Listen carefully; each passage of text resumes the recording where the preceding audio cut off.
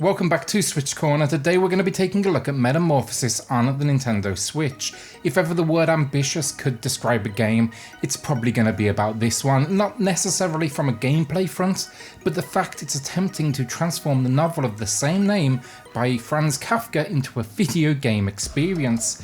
I think it's fair to say rarely do we see bohemian novelists get a video game treatment. So look, with that, hit subscribe if you love the Switch as much as we all do here. Join our growing family and let's get started.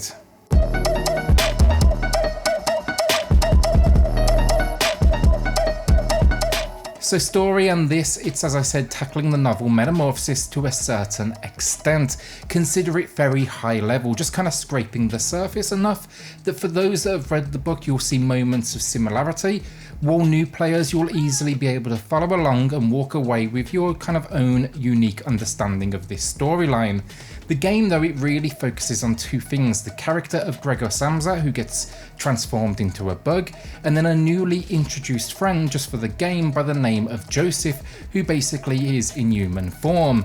Joseph, however, he gets arrested in the opening moments of the game, and his story will kind of like run in parallel to yours. Your mission, if you could call it that, is to basically get into this world, work out what is happening, earn some redemption, save Joseph, and then solve puzzles along the way in this kind of like surreal world.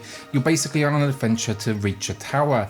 This is definitely not the story of the book or the family dynamic you may be looking for. It's very much, as I said, loosely based upon the text, basically just taking the characters. Overall for story though, look, given the fact we are talking about a video game, the liberties here, they absolutely make sense. That said though, I do see moments of missed opportunity where they could have dug in deeper. They could have included elements missed too, quite simply with some voiceovers. They could have explored not only the predicament we find ourselves in, but the impact on our psyche as a character just that tiny bit more.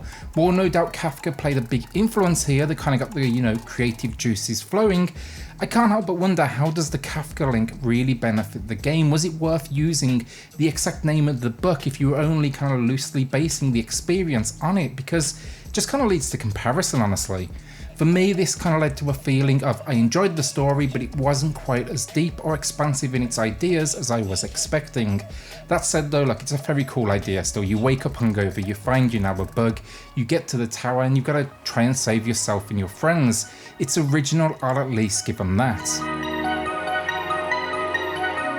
So gameplay on this is best described as a first-person puzzle platformer. Basically here expect to be running around locations with a jump mechanic while kind of figuring out that next puzzle to unlock that next step in progression. For a first-person platformer though, I gotta say it controls really well. The responsiveness of the gameplay here nearly immediately apparent, as you can kind of like make these micro adjustments to your positioning with ease. The only real issue I had was the camera itself, the speed of its movement. It just didn't quite have the pace I was looking for. What I would say is basically the default setting that it kind of starts the game with. You may want to spend some time in there and just kind of optimize it slightly better to your suiting. As you progress further into the game, then you will unlock one more mechanic, the ability to climb walls and ceilings. This will though require you to walk through something sticky, and that basically creates a time limit. It adds a little extra intensity to the experience in these moments as you're taking each step as quickly as possible. So I gotta say, with this game, the first few hours I loved it, but I will say in the latter half of the experience, quickly started to notice problems on a gameplay front. Not because of the controls, they do remain fantastic throughout, but I just didn't feel like the level design itself really lent itself to the controls or the first person viewpoint. The progression here makes absolute sense, don't get me wrong, look, progressively introduce these larger, more complicated environments, but unfortunately they also gave way to issues and quite a few moments of, I've gotta say, like, frustration. For example, your small form factor, you're a bug after all. It means that for jumps, you'll often find yourself, scaling something that's bigger than you. In a first person viewpoint, this basically means your screen is going to be absolutely blocked by kind of like a low detail texture. Likewise, simply walking around, I'd fall randomly into gaps and I'd find myself stuck trying to get out. Now don't get me wrong, as I say, it makes sense, I'm small, but it doesn't make these moments fun. It almost felt kind of like a glitch, like I was falling into the environment. Because again, like some of the textures in the game, there's very little detail in these areas because the devs don't necessarily expect you to find them. While we're on the note of glitches as well, I will say I did have one where the next location just didn't load up. I ran straight through the wall into nothingness and I got trapped. This forced me to actually restart that section and have to do quite a complicated climb again. Then also I did have one full-on hard crash. It froze entirely mid-conversation and again I had to quit out, restart my console and boot it back up. So no matter how advanced these locations get as well, you quickly notice, I've got to say, the gameplay loop here. The platforming at points, it does get obviously more, complicated as you progress. But really it is basically move from location to location and figure out the puzzles. The problem is rarely do they do any more than move an item or flip a switch. These will not tax your brain and they've been designed more as a way to present you with a challenging section of platforming than a real puzzle as such. It's more kind of like, reach the switch rather than figure out how to interact with the switch. What this does mean for the game though is the pace is very quick. They're going to be over before you know it, and I will say they kind of succeed in forcing exploration. I also think though they could have got a lot more creative with them. Look, that all said, I can't deny I was impressed with some of the locations I did come across, and it does a good job of mixing things up so quickly, you're kind of always excited to face that next location. The last couple of things I want to touch on with gameplay then. First off, there's like a exploration camera. Basically you press B, the camera pulls out and it gives you an overview of your location.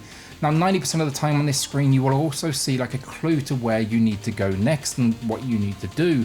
Progression in this view is marked by like a white trail as well as a symbol to give you an idea of what you should be doing. Then there's also a few like bug NPCs with dialogue that may give you a clue or a little extra context for this world you find yourself in. All in all, you're looking at about 5 hours of gameplay here if you don't find yourself, too stuck on any of the puzzles. I enjoyed the gameplay overall, and when it works, it really works. Sadly though, I gotta say, issues do start to become more frequent as you progress, and that's a shame because there's a real solid foundation here. So graphically speaking, this one, it's so strange. It has moments of beauty and creativity that outweigh pretty much any game I've played in some time. One example, there's a document processing station and there's like letters just flying all over the place. It's amazing. It's like you've landed on the set of like a Harry Potter movie. Or then there's like a boat that takes you towards the elusive tower in this dramatic fashion. Then though, the problems, you look closer into this world, textures are muddy. There's often visual glitches, like here the floor is kind of like shimmering almost as it can't decide if it wants to take part in the game itself. Also, I gotta say, there's quite a bit of heavy popping, especially in those later locations. Sadly as well, while it doesn't look perfect on any other console, it does seem a large amount of these issues are exclusive to the Switch build. The game just jumps so quickly from beauty to that feeling of what am I quite looking at. I'd forgive the odd bit of pixelation and blur to work alongside the hardware we have here, but at times even the floor itself below my feet was like completely pixelated. That's where these big locations prove the biggest problem for the game, honestly. Because these areas are so large and you can basically go anywhere, it means you can also find a lot of locations are underdeveloped because they don't quite expect the player to go there for the most part. By having this big open location, they really needed to work on absolutely everything. NPCs then, and we actually have two versions. We get human characters and other bugs. The other bugs hit and miss. Some look great, others look like action figures. You can see the joints, but they do their job, and honestly, there's not much in the way of animation. They just kind of stand in a stationary location. The human characters though, I love the design, reminding me in some ways of a game called Dishonored, if you remember that. They just fit perfectly into this like exaggerated, surreal nightmare of a world. Finally, for graphics, frame rate, and yes, starting the game, the small locations, they don't prove too challenging. It's actually going for a 30 frame rate, but you'll see it drop occasionally, maybe 27, 28. But again, that midway point, things take a shift and the game struggles. While it does frequently hit and stick to, 30 frames per second, there's also a lot of moments, probably 50%, where it can go as low as maybe stick to around the 20 mark. I even noticed one point where I hit that 10 to 15 range. This is rarely during platforming moments, fortunately, so it doesn't impact things too much, but you will feel it and you will for sure see it. Audio then, and by far my favourite part of this game, I'll tell you that straight up. The music is suitable to the period with a heavy focus on more like classical instrumentation. It's got the occasional kind of electronic like drone and twang in the background for atmosphere, but I love the fact it's often incorporated into the environment itself. There's like a liar who's listening to his records. The volume, it's going to change as you move around this record player. The strongest part of this game though, it's gotta be the voice acting for a few reasons. Starting the game you'll talk perfectly, but quickly you'll hear the bug coming into the tonality and finally being removed like entirely. There's no English at all. It's creepy, it's super effective as well in representing the change your character is facing. Then there's moments in this world as you explore, they often have conversations in the background between Joseph and, you know, other people, and no matter how long I seem to stay, they just flowed near perfectly. There's some repetition, but they're quite long sequences and it works really well. These moments are important too, it builds upon the story, it adds further information. I love the audio overall, and while there's not much in the environments themselves, it does more than enough for me to say loved every moment of the audio, and I suggest actually using headphones for the full experience.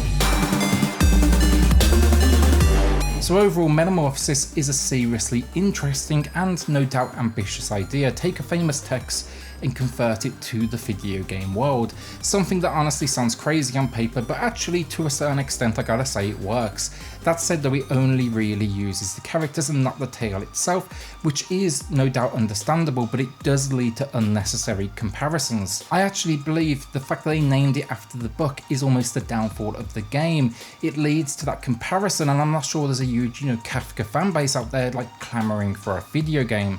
There is, I will say, at least small Easter eggs all over the place for fans of his work though, and I think that's gonna be good enough for most. Like there's an opening corridor at the beginning and I noticed a woman in a fur coat in a frame.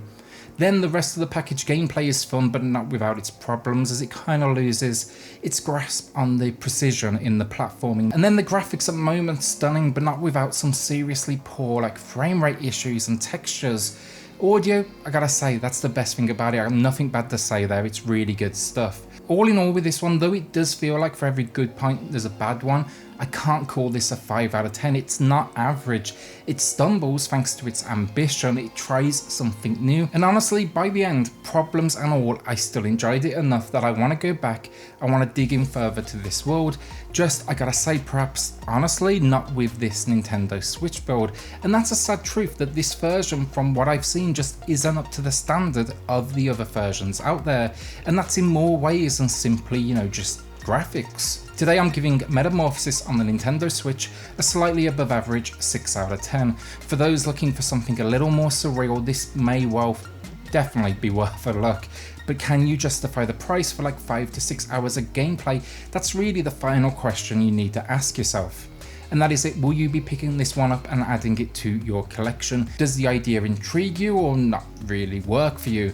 Well, as always, look, before we finish, I want to give a quick shout out to the patrons of the channel who as always are going above and beyond to support SwitchCorner. It truly is appreciated and it helps more than you know. I've linked that down below though if you want to check it out for yourself.